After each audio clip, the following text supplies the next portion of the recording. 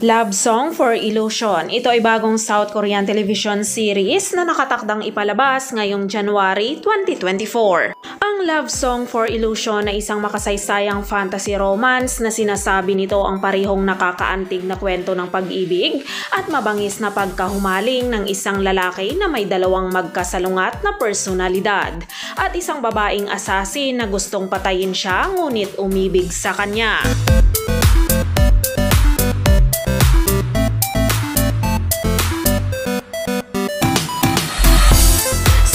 Park Ji-hoon ay gumanap sa dalawang personalidad bilang Sa Joo-yeon at bilang Aki.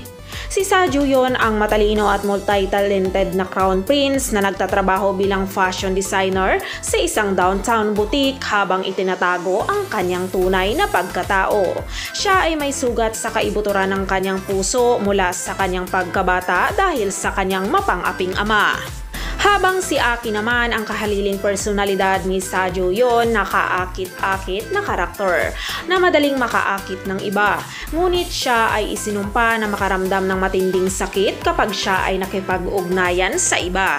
Samantala si actress Hong Ye-ji naman ay gumanap bilang Yoon-wol at consort Yeon-yo. Si Yoon-wol ay nabubuhay sa isang buhay na puno ng mga twists at turns mula sa isang assassin hanggang sa concubine. Si Yoon-wol ay ang royal descendant na nahulog sa Yoon Dynasty at ang nag-iisang anak na babae ni Yoon Pong-hak na naging assassin na tinatawag na Gyera. Itinatago ni Yoon-wol ang kanyang pagkakakilanlan at naging assassin para ipaghigante ang kanyang pamilya.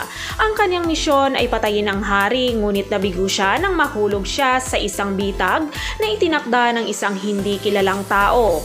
Nagising siya kinabukasan ng walang alaala sa kanyang nakaraan at hinirang siya bilang concubine ng Crown Prince.